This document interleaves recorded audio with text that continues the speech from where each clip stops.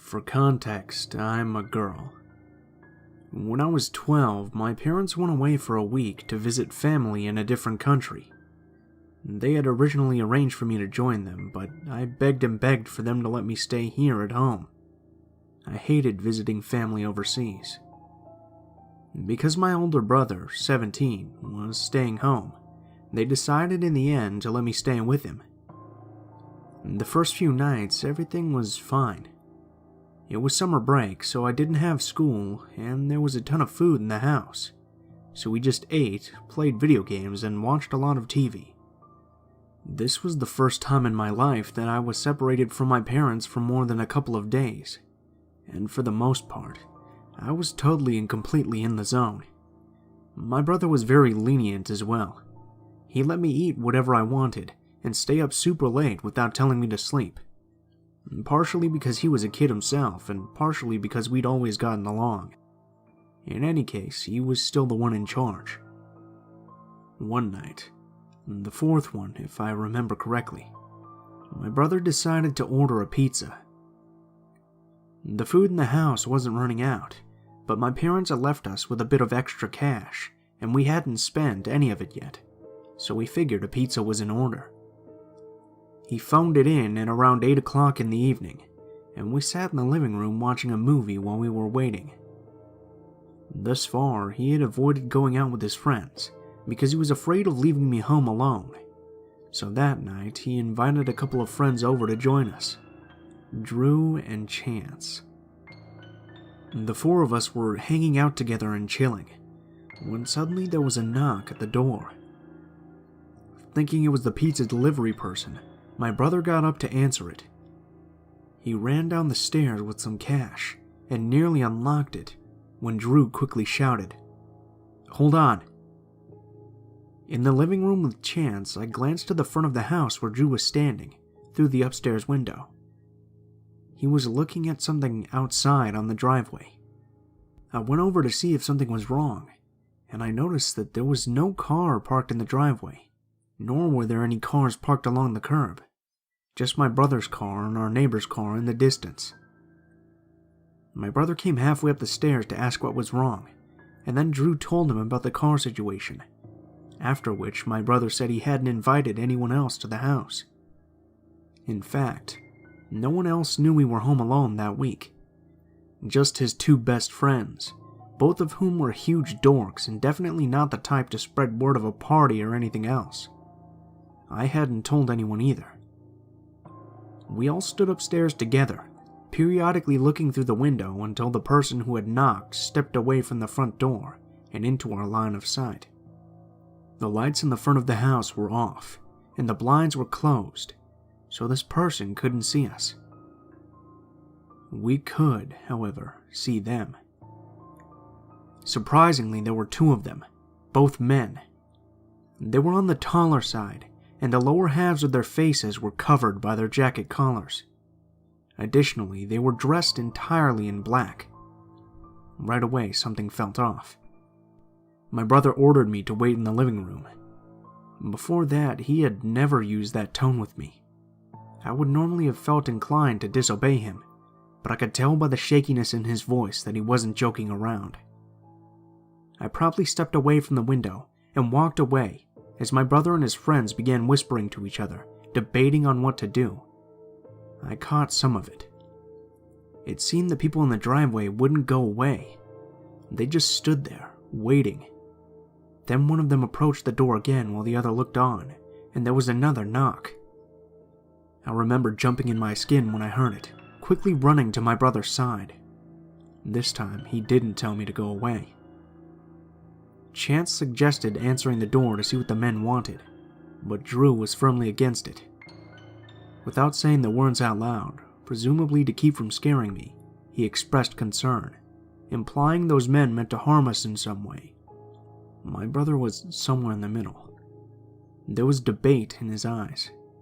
For a moment, he appeared to lean more towards Chance's side, but he quickly teetered to the other, taking us all to the living room where we waited it out. We still had no idea if the pizza delivery person would come, and what would happen to them if they did. Regardless, we waited, hoping our fear was for nothing. In that time, there were a few more knocks at the door. All of them resembled the earlier ones, so we knew it was still those same men. They grew louder every time too, louder and harder, as if they were growing impatient.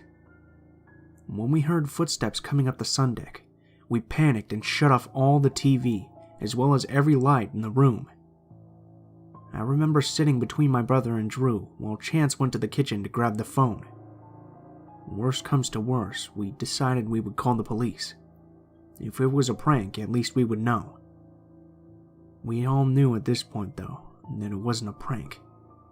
This lasted for a good 30 minutes. Continuous knocks, and even a voice asking, "Seen a dog lost recently?" We were all well versed in slasher fics, and we all knew the whole "have you seen my dog" thing was a major red flag, so we never said anything in response. We made it seem like no one was home, which eventually deterred these men. A short while later, the knocks and questions about their lost dog came to an end. My brother went over to the front window to check, confirming that the men were gone. Still, we were reluctant to let our guard down. It was 10 minutes later when there was another knock, the actual pizza delivery person this time, that we relaxed. Both my brother and Chance went down together to answer the door, paid the pizza delivery guy, and came back up with the 2 mediums we had ordered. Slowly, we grew less anxious, and we ate. Eventually, we laughed at how scared we were. We convinced ourselves that we had overreacted big time, and even went so far as watching a scary movie after. A few days later, when my parents were on their way back, my mother called us from the airport. She sounded panicked and asked if we were okay. My brother assured her that we were both fine, and we asked why she was so strung out. She quickly told us that 3 tenants who were renting a house a few blocks away from ours were terrorized and left for dead a couple of nights ago. She said the news reports said it was because they answered their door when a pair of strange men came knocking.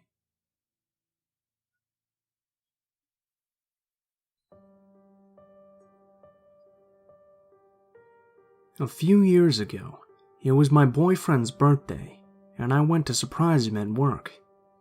We weren't supposed to see each other until the weekend afterwards, because we were both working night shifts and we'd be too tired for celebrations. But luckily, I managed to get off early, so I decided to surprise him. So, dressed in my tightest dress and some nice lingerie underneath, I got my ass on the next bus to see him. I decided to get the later bus, as the earlier one would have taken me to the petrol station nearby, and would mean I'd have to walk a short way in the dark. Funnily enough, I thought I was being smart and looking after my safety by doing this. The later bus would stop just in front of the car park just across from his work, where his car would be, so I'd be able to wait under the lights for a maximum of 15 minutes for him to come out. Solid plan, I thought. At the bus stop, I noticed a man sitting by himself at the end of the bench, giggling. My city has a pretty bad meth problem, so although this isn't ideal, this isn't exactly unusual. I just stood as close as possible to the road on the opposite end of the seat from the dude who was grinning to himself, while I texted my friend to ease my fear. She was joking around, asking me to take a picture of the guy just in case, when I felt a wave of nausea strong enough to look up. He had moved to the other end of the seat, as close as possible to me without getting up. He was grinning. It was a horrifying expression, mouth stretched unnaturally wide, showing his crooked yellowing teeth. His face was pockmarked, and his cheeks were sallow, clearly a user. I didn't know what to do, so I just swallowed and said, "Hi." "Hello, princess." Now I'm used to getting a lot of unwanted, creepy attention. Not because I'm devastatingly attractive, but because I'm a relatively slim Asian woman just under 6 feet, which makes me a target for creepers with yellow fever. I've been told countless obscene and racist things by total strangers, but I've never had someone raise the hairs on the back of my neck like this guy did. "You're a tight little thing, aren't you?" I gotta get me some of that. Asians are good with their little hands. His tone was soft, and he didn't raise his voice, as if he was telling me a secret. Just as I was about to text my best friend to ask her to please pick me up, the bus arrived and I leapt onto it. My heart sank when I saw the front seat closest to the bus driver was occupied, and I was forced to stand. The creepy meth man, of course, stood right next to me, breathing down my neck. I prayed he'd get off before me. But of course, he didn't. As we were getting closer and closer to my stop, I began to feel the overwhelming sense of panic. I felt nauseous with fear. I knew the car park near my boyfriend's work was a few meters away from a car wash, but it was also next to a dark undercover area near a funeral home that I knew was a druggy hotspot. My best bet, I figured, was to jump off the bus as soon as possible and hastily make my way to the car wash and ask for help. I jumped off the bus, ran straight across the road to the car park, and my stomach dropped when I realized it was closed. Of course, it was late night. How could I be so stupid? I looked behind me to see if he'd followed me, and he was walking slowly towards me, still smiling that freakish smile, and then slowly started circling the car park. I realized that he was walking in spirals, so with each circle, he was getting closer and closer towards me. I had tears streaming down my face and had absolutely no weapons on me. It didn't even occur to me to call for help because I didn't want to look away from this stranger. I was absolutely frozen in fear. And then, just by pure, incredible luck, a car pulled up to the car park. It was a group of teenage bogans, basically frat boys, who even through their own drunkenness, recognized a terrified and hysterical woman in trouble. I screamed at them for help, and they wasted no time, making a beeline straight for the creepy guy. The dude ran as soon as he saw him approaching in their car, while the other blokes comforted me and called the police. My boyfriend showed up shortly afterwards, concerned and confused why his scantily clad, sobbing girlfriend was in the car park, being consoled by 4 random teenagers. He thanked them, and to this day, I don't know what I would have done if they hadn't showed up.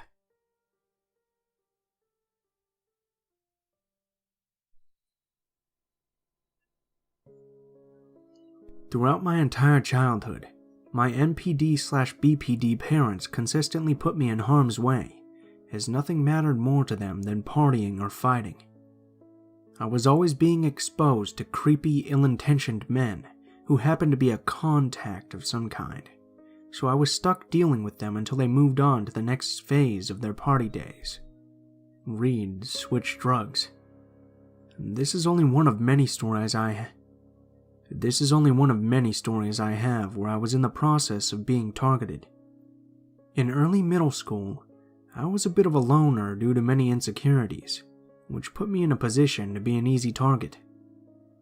From several forms of neglect, carrying extra weight at the time, and the fact that my parents weren't providing me with proper clothing, which led me to being teased, I was so starved for positive attention, yet too timid to speak up.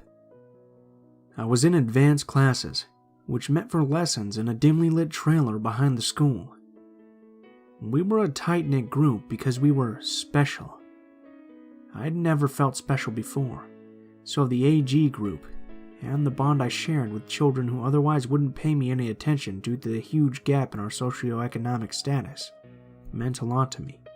One student in particular intrigued me. He had the softest blue eyes and hair so blonde it was white. He was witty and kind-hearted. Everyone adored him, yet he had the same apprehension as I, and seemed just as awkward and shy as I did, though he put up a good front. I'd often wonder what his life was like at home. Was he kind because he was treated well? Was he shy because he wasn't? I'd soon get an idea of what life was like for Charlie, but wouldn't grasp the gravity of my findings until years later.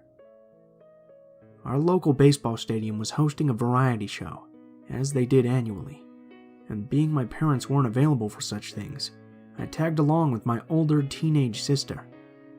She was with her boyfriend at the time, and feeling like a third wheel, I would scan the crowd, people watching to distract myself from their gratuitous public displays of entirely too much affection for teens. I'd see dads holding their little kids on their shoulders, moms cradling their youngsters while waiting for the next set to start, and I was envious. While scanning the crowd, I saw Charlie from a distance. They had a spot on the stands, while we were stuck sitting on the ground in the outfield, so I said I was going to the bathroom and made my way over to them. I was happy to see someone I knew who might actually want to interact with me. It's lonely being the unwanted third wheel. He introduced me to his dad. He had the same blue eyes and kind smile. He welcomed me quite literally with open arms, and immediately, and without question, tucked me under his arm onto the bleacher between him and his son. At first, with childlike wonder, I accepted his attention and probing questions. This was an adult who was interested in me, how my day went, how school was going. Wait, why does he need to know where I live? Why hasn't he let go of my hand? Why is Charlie squirming with discomfort? I felt faint. My ears were burning with anxiety, and I was suddenly hyper-aware of his touch. The scenery around us was blurred, sounds muffled. At that moment, I realized I had made a mistake. I tried to make excuses to go back to my seat, but he protested. I tried to let go of his hand, but he'd only squeeze his arm around me tighter and kiss my cheek. My eyes searched the crowd for my sister, and she finally came looking for me after what seemed like an eternity. I was relieved. I felt like she had saved me without even knowing it. After a while, I almost forgot about Charlie's dad, until the day my parents returned from a trip to the corner store with him in their car. Apparently they'd bumped into him at the store, introduced himself, got to chatting, and offered to help them with renovating our house. That was an instant in for him, and my parents were overjoyed at the unusual kindness of this seemingly random stranger, rather than recognizing it as an absurd concept, as I had. What a coincidence, right? He exited the car in my driveway and introduced himself as though we had never met. For weeks, he worked diligently on our home, free of charge, all the while engaging me any chance he had. I let my guard down after a while, because I assumed, like any child would, that if there were any danger, my parents would sense it and protect me from it. Over time, he won me over, teaching me about the solar system as he worked on insulation, teaching me French words for household objects while he hung sliding. I trusted that, being as my parents were working alongside him. I trusted that they'd put a stop to any inappropriate attention. I was wrong. They were oblivious, blinded by his charm and kindness. He eventually started stopping by when my parents weren't home. Though it was clear they were gone as soon as you turned into our driveway, he would linger, longer each time, alternating between knocking on the door and then waiting at his car to see if the blinds moved. My heart pounded every time. He caught me outside alone by chance on one of these occasions, and lured me over with a gift he had promised me weeks before. Upon accepting, I tried my best to get away from him and hurry into the house. I knew my parents wouldn't be home until the wee hours, so I was careful not to behave in a way that would make him aware that I was in on his attentions. I was terrified how he would react if he could tell. Due to years of abuse and neglect, I was always in a state of hypervigilance. So I did my best to make excuses, while he held tight to my hand and pled with me to finish our important talk about our special relationship and how much more he cared about me than my family did. Typical grooming tactics. Only, I sensed a desperation in his pleading and knew that if I didn't get away immediately, I would be harmed. I ran back inside, and my sister helped me barricade all the entryways. He lingered on the property for an hour, alternating between paving the porch, knocking, looking in windows, whistling a tune, or pressing his face against the door and softly calling my name. I was keenly aware that if I didn't force my parents to take action, I would soon be a victim. As I suspected, they came home in the middle of the night, too drunk to confront, and when I finally did, they laughed off the notion that he was dangerous. I blocked out a huge chunk of time following that, and remained bitter about the whole ordeal for some time. I don't remember ever seeing him again, but asking my parents now, they have no idea what I'm talking about.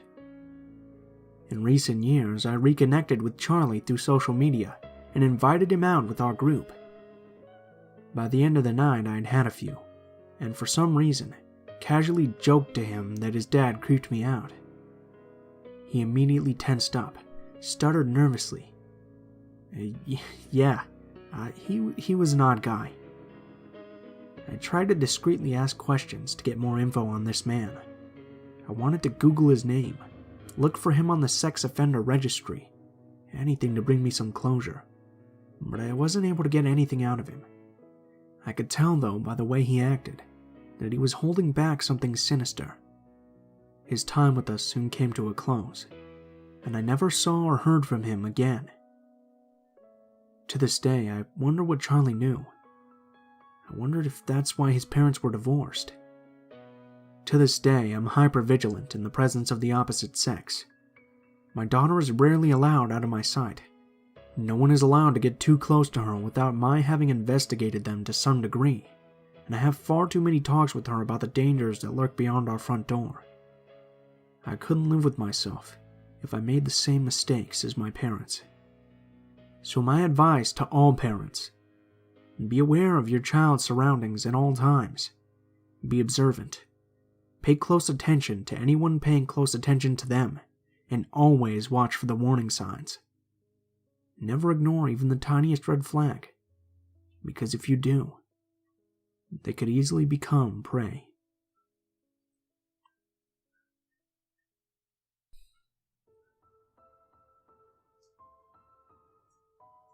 What is up, guys? Blue Spooky here, as always. I just wanted to thank you guys so much, especially if you made it this far to the end of the video. If you guys enjoyed the video, please feel free to leave some feedback in the comments below, or perhaps like, share, or subscribe if you feel so inclined.